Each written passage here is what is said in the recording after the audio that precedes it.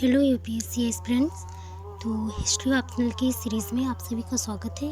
और जैसा कि हम लोगों ने छठी शताब्दी तक का जितना कोर्स कंप्लीट था मेंस का, तो वो कवर कर लिया है। अब आगे आज हम लोग पढ़ेंगे भारत पर ईरानी जो आक्रमण हुआ था और उसका फिर प्रभाव।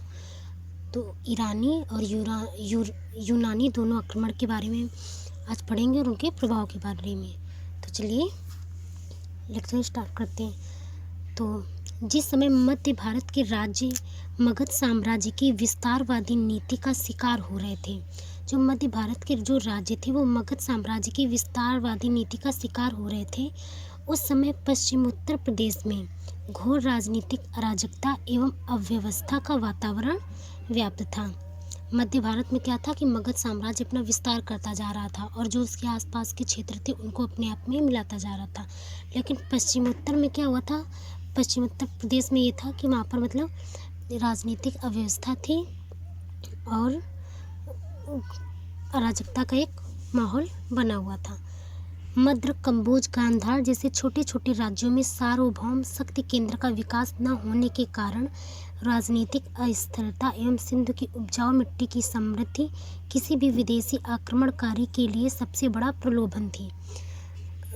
सिंधु सबको पता है, सिंधु नदी का जो क्षेत्र था वो बहुत ज़्यादा उपजाऊ था और वहाँ पर कोई शक्तिशाली शक्ति का कोई केंद्रीकृत बिंदु भी नहीं था। तो मतलब जो विदेशी आक्रमण थे उनको ये लुभाते थे कि यहाँ पर आके इन संसाधनों का दोहन किया जाए।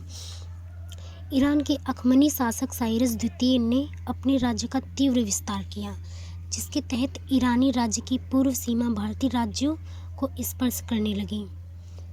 अखमनी शासकों के लिए पश्चिमोत्तर भारतीय प्रांतों की विजय का राजनीति के साथ साथ आर्थिक और सामरिक महत्व था। जो अखमनी शासक थे उन्होंने पश्चिमोत्तर भारत के मतलब सीमा तक अपना राज्य विस्तार कर लिया था।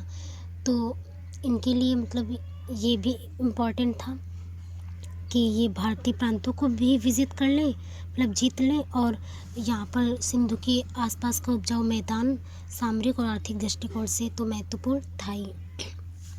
भारत का प्रमुख व्यापारिक मार्ग उत्तरापथ इसी इलाके से होते हुए मध्य एशिया को जाता था। इस मार्ग पर नियंत्रण का अर्थ था स्थल मार्गी व्यापार के सबसे समृद्ध स्रोतों से लाभान्वित होना। तो मतलब जो ईरानी आक्रमण के कारण की अगर बात करें तो 2-3 कारण आ जाते हैं। एक पहला तो सार्वभौम शक्ति का विकास न होने के कारण, दूसरा वहाँ पर राजनीतिक अस्थिरता थी, तीसरा सिंधु की नदी और उसके आसपास का उपजाऊ मैदान, और चौथा हो जाता है कि जो उत्तरापथ का रास्ता था वो विदेशों से होने वाले व्यापार का एक सबसे समृद्ध और सबसे महत्वपूर्ण रास्ता था। तो इस स्थल मार्ग पर अगर कोई नियंत्रण कर लेता तो समझ लो व्यापार के सबसे समृद्ध स्रोत से उसे लाभ प्राप्त हो जाएगा। अतः अपनी साम्राज्यवादी महत्वाकांक्षा की पूर्ति तथा आर्थिक हितों के परिपुष्ट के लिए साइरस द्वितीय भारतीय भूभाग के विजय हेतु प्रस्तुत हुआ। साइरस ने भारत विजय की सुदृढ़ योजना बनाकर मकरान के रास्ते से अपना प्रथम आक्रमण किया। साइरस सिंधु नदी के पश्चिमी भूभाग पर विजय प्राप्त करने में असफल रहा। मतलब पहले क्या हुआ, जब साइरस ने मकरान के रास्ते भारत पर आक्रमण करने के बारे में सोचा तो वह सिंधु नदी के जो पश्चिमी भूभाग है तो वहाँ पर मतलब विजय प्राप्त करने में सफल हो गया, उसे सफलता हासिल हो गई। सभी यूनानी लेखक इस बात से सहमत हैं कि ईरानी साम्राज्य की सीमा इस काल में सिंधु नदी तक विस्तृत हो गई थी। तो जो छठी शताब्दी है, बुद्धकालीन जो समय था, या मतलब यहाँ पर इन लोगों की क्या मतलब यूनानी लेखक मानते हैं कि जो ईरान का साम्राज्य था वो सिंधु नदी तक विस्तृत हो गया था। ईरानी शासकों द्वारा भारत की तरफ से विस्तारवादी नीति को सर्वाधिक तर्कसंगत दिशा डेरियस प्रथम के काल में मिली। इसने सप्त सिंधु, गांधार तथा सिंधु नदी का क्षेत्र भी जीता। हेरोडोटस भारत ईरानी साम्राज्य का सर्वाधिक घनी आबादी वाला प्रदेश था। मतलब हेरोडोटस ने क्या कहा है कि जो भारत है वो ईरानी साम्राज्य का सर्वाधिक घनी आबादी वाला प्रदेश था। डेरियस के विजय अभियान ने पश्चिमोत्तर भारत को राजनीतिक एकता प्रदान की। डेरियस के विजय अभियान ने क्या किया, पश्चिमोत्तर भारत को राजनीतिक एकता प्रदान की। इसके पश्चात भारत का संपर्क पाश्चात्य जगत से जुड़ गया। जब डेरियस ने पश्चिमोत्तर भारत पे अपना नियंत्रण कर लिया, वहाँ पर अपना शासन शुरू कर दिया, तो इन लोगों का मतलब जो धीरे धीरे इनकी कनेक्टिविटी है वो पश्चिमी जगत से भी प्रारंभ हो गई।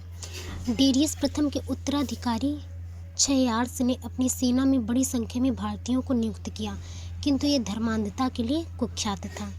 क्षयार्स के पश्चात ईरानी शासक का भारतीय भूभाग में प्रभाव समाप्त होने लगा था। यद्यपि ईरानी शासक 4वीं सदी ईसा पूर्व तक डेरियस तृतीय तक चलता रहा।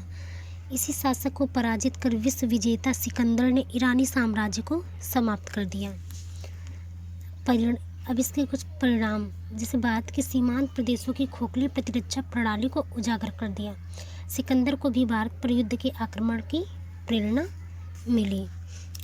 ये अब आगे देखते हैं, अगर ईरानी आक्रमण का भारतीय भूभाग पर बड़े प्रभाव का आकलन किया जाए, अब यहाँ पर इनका हम लोग आकलन करते हैं, तो इसका कोई ठोस राजनीतिक प्रमाण नहीं निकलता।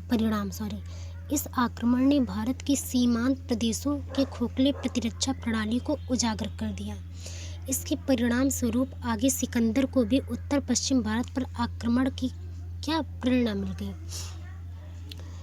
अल्पकाल की ईरानी प्रशासनिक व्यवस्था ने कुछ हद तक भारतीय प्रशासनिक व्यवस्था को प्रभावित किया। इन प्रभावों की झलक मौर्य प्रशासन में देखने को मिलती है, जैसे मौर्य के अधीन स्त्री अंगरक्षिकाओं को सुरक्षा में नियुक्त करना, साम्राज्य को विभिन्न क्षत्रपियों में बांटना, अशोक की राजाज्ञाओं की प्रस्तावना पर भी ईरानी प्रभाव दृष्टिगत होता है। ईरानी संपर्क के परिणाम स्वरूप भारत के जो पश्चिमोत्तर प्रदेश में भारतीय तथा ईरानी अरेमाइक लिपि के संयोग से खरोष्ठी लिपि का जन्म हुआ। मतलब ईरानी जब आक्रमण हुआ, इसके पश्चात इन लोगों के आक्रमण का क्या क्या प्रभाव पड़ा कि मतलब मौर्य राज्य के अधीन स्त्री अंगरक्षिकाओं की सुरक्षा, मतलब अंगरक्षिका के रूप में इनकी नियुक्ति होने लगी, साम्राज्य को विभिन्न क्षत्रपियों में बांट दिया गया, और जो ईरानी अरेमाइक लिपि है और जो भारतीय लिपि है, इनको मिला के खरोष्ठी लिपि का भी निर्माण हुआ। मौर्य शासकों द्वारा अपने आदेशों को विशाल स्तंभ पर अंकित करवाने की प्रथा भी ईरानी प्रभाव को स्वीकार किया गया। उत्तर पश्चिम भारतीय क्षेत्र ईरानी साम्राज्य के नियंत्रण में आ गए।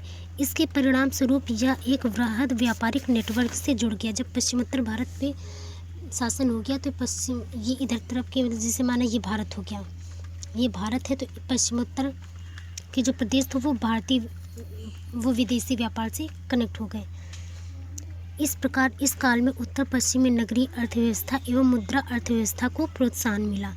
ईरान तथा भारत के बीच संपर्क के परिणाम स्वरूप भौगोलिक खोजों को भी प्रोत्साहन मिला।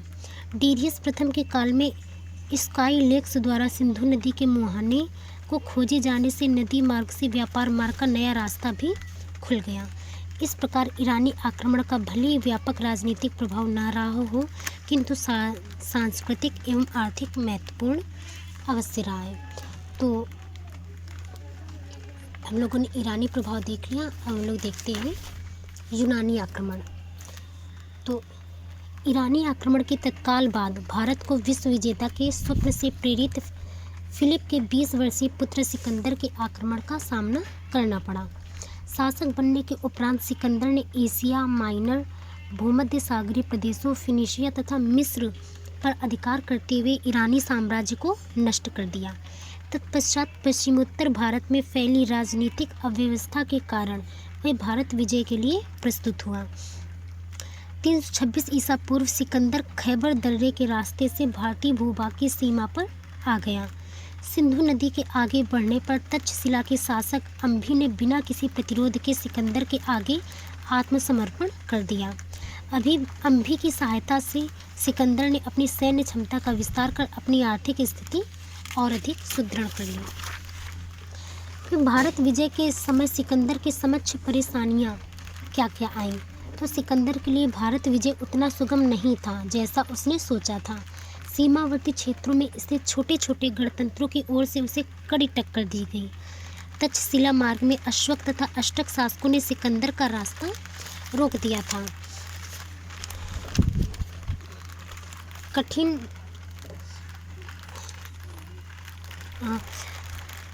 प्रतिरोध तथा छल के सहारे ही सिकंदर आगे बढ़ा। इन गणराज्यों में मात्र नीसा ने ही अपने नगर में सिकंदर के आगमन का स्वागत किया, क्योंकि नीसा के निवासी अपने आप को यूनानी जो देवता थे डायोनियस का वंशज मानते थे। सिकंदर तथा उसकी सेना को वास्तविक परेशानी झेलम तथा चिनाव बारालाचा दर्रा हिमाचल प्रदेश में जो है उसके मध्य स्थित सबसे सबल राज्य पोरस के राज्य को जीतने में हुई। मतलब पोरस राज्य को जीतने में सिकंदर को काफ़ी कठिनाई हुई। वीर तथा अभिमानी राजा पोरस ने सिकंदर के पूर्व विजयों से प्रभावित हुए बिना झेलम नदी के तट पर सिकंदर का रास्ता रोक दिया। अच्छा काम भी किया था। मतलब पोरस ने ये नहीं सोचा कि सिकंदर ने विजित कर दिया तो वो अम्बी के राजा की तरह वो भी आत्मसमर्पण कर दिया। इन्होंने आत्मसमर्पण नहीं किया बल्कि इनका रास्ता रोका और साहस का काम दिखाया। समकालीन राज्यों के साथ गठबंधन न होने से पोरस को सिकंदर से हार माननी पड़ी, लेकिन जो उसके समकालीन राजा थे उनसे इनका क्या हुआ, गठबंधन नहीं हो पाया, तो फिर इनको भी इनसे हार माननी पड़ी। किंतु पोरस की बहादुरी व साहस से प्रेरित होकर सिकंदर ने उसका राज्य उसे वापस कर दिया। तो एक इनके साहस का एक ये मतलब फल मिल गया कि इनको इनका राज्य वापस मिल गया और उसे अपना सहयोगी बना लिया। सिकंदर ने फिर उसे क्या किया, अपना सहयोगी बना लिया। पोरस राज्य को विजित कर सिकंदर व्यास नदी के पार शक्तिशाली मगध साम्राज्य की सीमा पर पहुंचा, जो नंद शासकों के अधीन थी। नंदों की विशाल सेना के कारण सैनिकों ने व्यास नदी के आगे बढ़ने से मना कर दिया। फ्रेंड्स, आगे अब कल कवर करेंगे क्योंकि बारिश हो रही है और मेरे सारे नोट्स गीले हुए जा रहे हैं, तो इसके आगे हम लोग कल देखते हैं। Thanks for watching.